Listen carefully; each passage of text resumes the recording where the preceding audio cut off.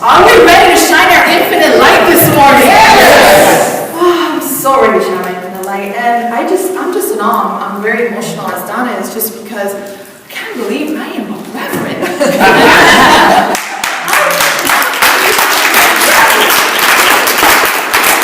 And I just want that to serve you all as a symbol of listening to your infinite light and listening to your purpose. You have a voice within you, which David calls the queen in his book, which is there resonating within you, guiding you so that you can feel your purpose in this world. And my journey began 3 years ago. I love unity, and I love unity principles, and I'm so blessed to be able to share the message of unity to every one of you as a reverend now. And 3 years ago, I began the spiritual journey of shining my infinite light when I was going through a divorce. Sometimes stripes bring us to rise to our highest potential, right? And I wasn't sure what to do. So I reached out to my mentor in Miami, which actually had married us, and I'm very big on the Course in Miracles, and I love A Course in Miracles. And I went to her and I asked her, hey, I'm going through this divorce and I'm not sure what to do. I'm feeling out of alignment. I'm feeling such sadness. I'm feeling such depression. I don't know what to do. Help me. And she says, Maria, why don't you go to Pathways of Light Ministerial School and become a minister? All of it is based on A Course in Miracles. And I'm thinking, I am not a minister, first of all. I was, many of you know I'm an actor, I'm a TV host. I'm like, I don't do that stuff. I am not a minister. Why am I going to go to ministerial school? She's like, no, Maria, you go so that you can learn more about A Course in Miracles. And since you love it so much, you can take those teachings to the next level. So hence, I began A Course in Miracles, and I began Pathways of Light. I began speaking to Christine. It was a calling I had. I said, hey, Christine, I want to start speaking here. I started speaking here. And then, hence, 2 weeks ago, I finished Pathways of Light as a reverend, and I'm here in front of you today, 3 years later. So I thank the Lord, and I want to thank the Unity of Burbank for their support of my vision, on my support of expanding and starting the Spanish congregation here. And I'm just in gratitude and in joy. And I am in gratitude and I'm in awe to be able to speak about the Book of Light today, because it is a very special book, and it's even more special because the author's here watching as I'm speaking about it. So if you don't like it, just pretend you do, because it's like sitting right there. But I'm blessed because when I read the book, I was just like, oh my goodness, this is just like A Course in Miracles, the way it's written. And this was even before, I think, in the newsletter they had written that it is similar to The Course in Miracles, and I had told David, I called him up, I go, David, this is so A Course in Miracles, what a treat this is. And he speaks about two different characters in the Book of Light Part 1, the book of story that he describes, and there's two characters. There's the queen, and there's the foolish storyteller. Right away, I thought about something that A Course in Miracles calls our two thought systems. And when we're aware of these two thought systems, which is Holy Spirit and ego, and when we're able to distinguish these two thought systems, we are able to be aware and choose Holy Spirit and choose the Christ in us.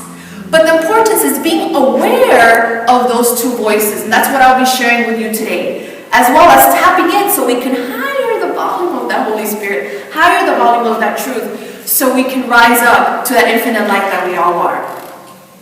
So the Course in Miracles talks about this voice for God in our mind that's always talking to us, that is unlimited, that's powerful, that's truth, that's the light that's within us. And that voice is the Holy Spirit. That voice would be the queen, as David mentions in the book. Then there's this other voice that I call, it's very nutty. It's a very nutty voice. It's unlimited. It wants to project everything out there, make everybody wrong and be right. It always puts you down. It's limited. It's fearful. And that voice would be the foolish storyteller, which David talks about in the book, and I call the ego. So we have Holy Spirit and we have ego in our thought system, in our minds, that was created when we thought, the Course in Miracles says, and I said this before, that the Son of God forgot to laugh.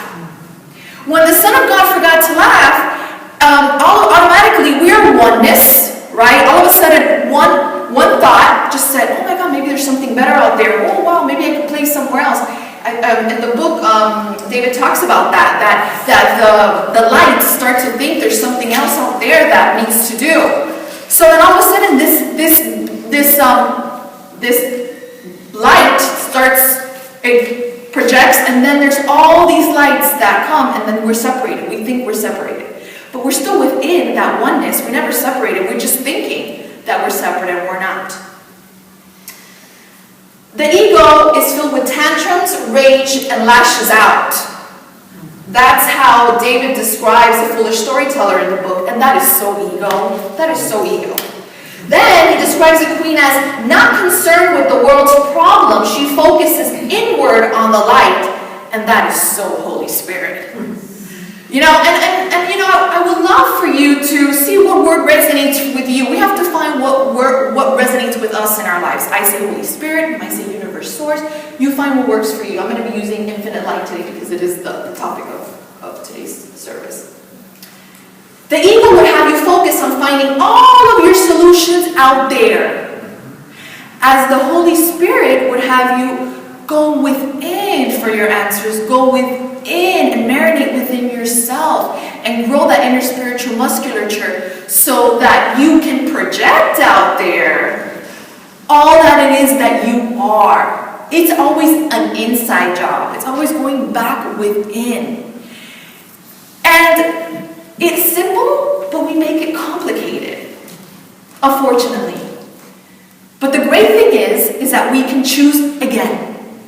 We can always choose Holy Spirit again. This is a good one. I love this. He says, David says in the book, storyteller's sneaky. You know, and in the course, the ego is described as a scavenger dog. It's so sneaky. It tries to look out there to be right. And let me tell you, what we do is that we feel sad, we feel upset, whatever it is. And what we want to do is that we want to create and project something out there so we can be right.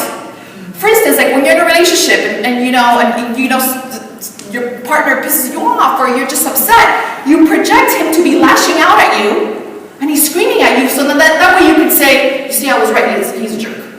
You know, we do that. We create external experiences out there so that we can be right.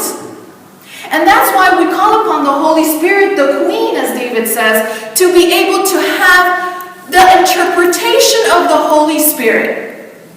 So I invite you today to, when you're in the world and when you're caught up in the world, to be aware, to be present. That's the way we listen to the Queen more. As David says in the book, the Queen smiling. Am I doing okay? Am I doing okay?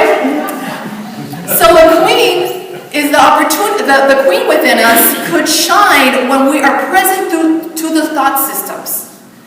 There's a part in the book that David says that what the storyteller does is that it wants us to focus out there, and the Queen wants us to focus in here. So what we do is that when we're present and we're trusting and we're in an awareness, we have the opportunity to choose the thought system of Holy Spirit or the thought system of ego.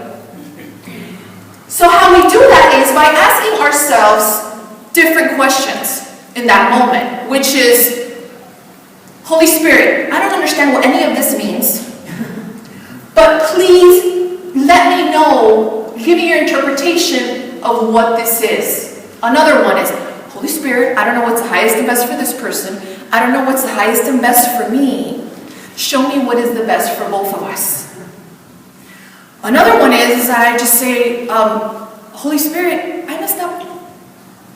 I did this, maybe I didn't do the best I could, I chose wrongly, help me to choose again. But the most important thing is to be loving with ourselves through this process. The most important thing is to be kind with ourselves through this process, because we beat ourselves up. You know, we beat ourselves up and we just, we do that, and I feel that, you know, with my experience in my spiritual work is that I've learned to be more just loving with the process.